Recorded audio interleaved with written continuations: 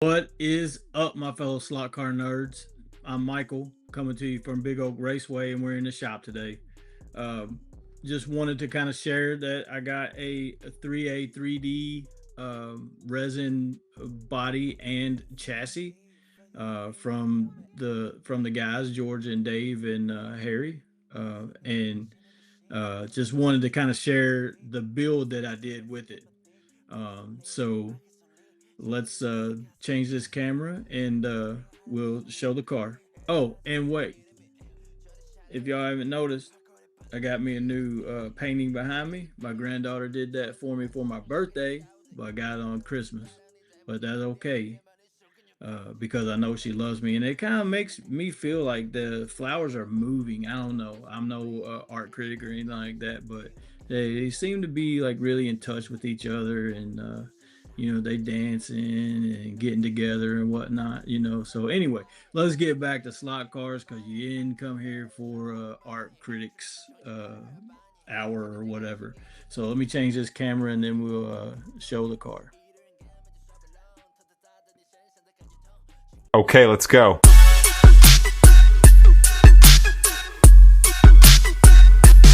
All right, now we got the 3A3D. It's the wide body Camaro. It's like the fairgrounds cars or the sportsman cars back in the day with the fender flares and all that stuff. They got the side, the rear end, driver. So yeah, it's ran some laps with it. It's a good running car.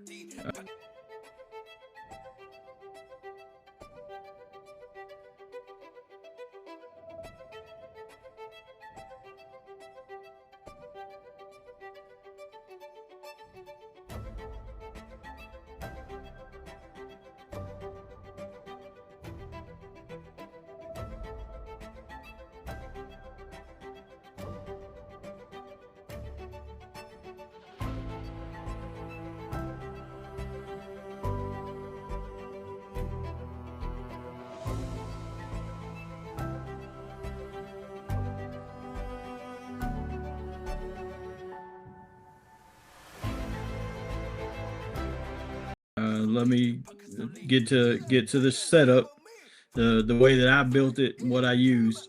So initially, what I did was I used some slotted wheels and tire and NSR tires.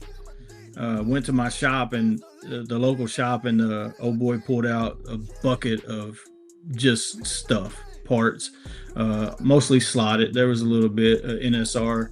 I think I bought all the NSR tires that he had because I run rubber tires here. So that couple bags of axles that he had in there, grabbed both of those, used one of the axles here with these wheels, and then I used a Slot Car Corner Carrera GT3 kit in the beginning with the Paul Gauge tires that they recommend for that kit. It ran well.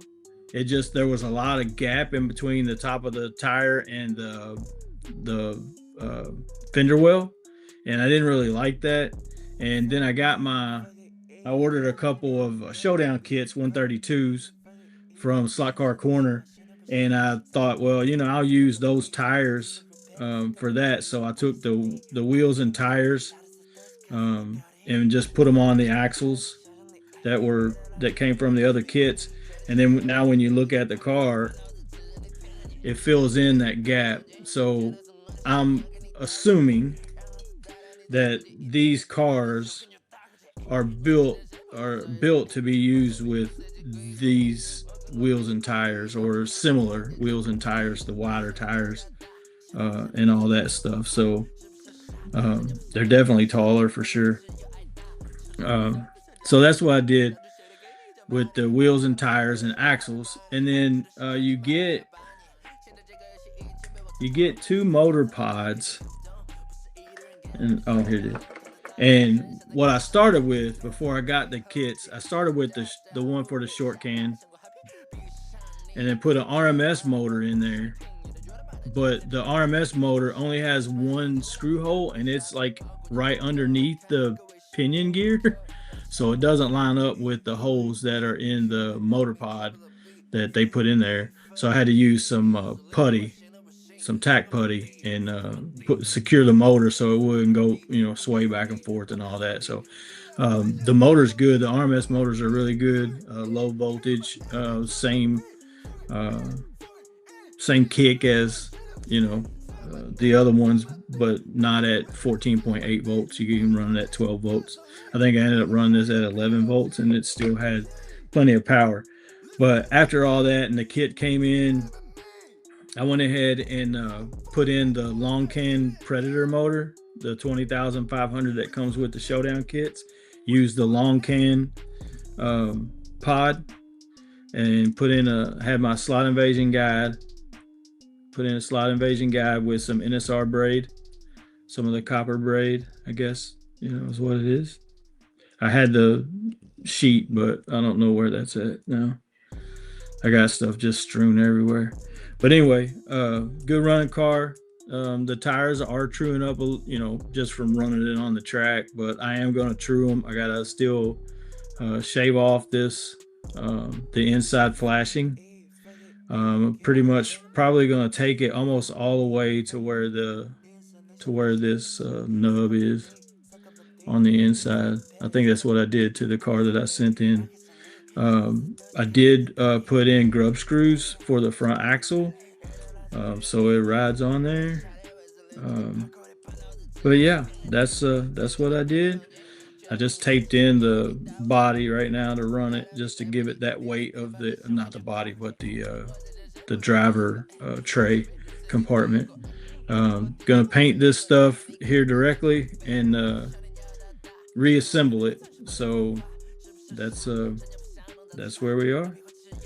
It's a good build. I did run with some body float, but my screws were backing out. So I texted George and he told me I needed to use like a low strength Loctite on there, and got me some delivered, put it in there, and they were fine. They weren't backing out after that. Also, he sent me a video of how to put the cars together and stuff. What little odds and ends that you got to do because of just some of the flashing and stuff on the motor pod.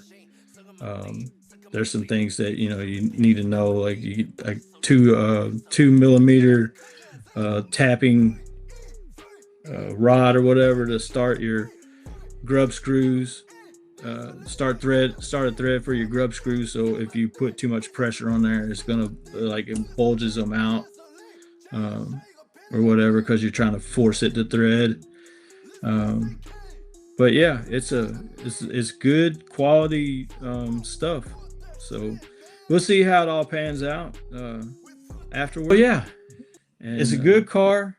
And I know they got some other stuff coming out in the near future. Some different stuff that is gonna kind of change things for the guys in the United States. I'm gonna for sure purchase a truck. I like their pickups that they got, and then that's probably gonna be sometime in 2026, because Boss Lady gave me a lecture the other day, so I gotta kind of put the kibosh on some of the stuff in 2026. But I bought enough in 2024/25 to hold me over for about 7 years. So yeah, if you haven't checked out the guys, checked out their website. I mean, you can look at them at Slot Car Corner, obviously, but they have a 3A3D website, and it's a pretty good website to navigate through, and they got a lot of stuff on there.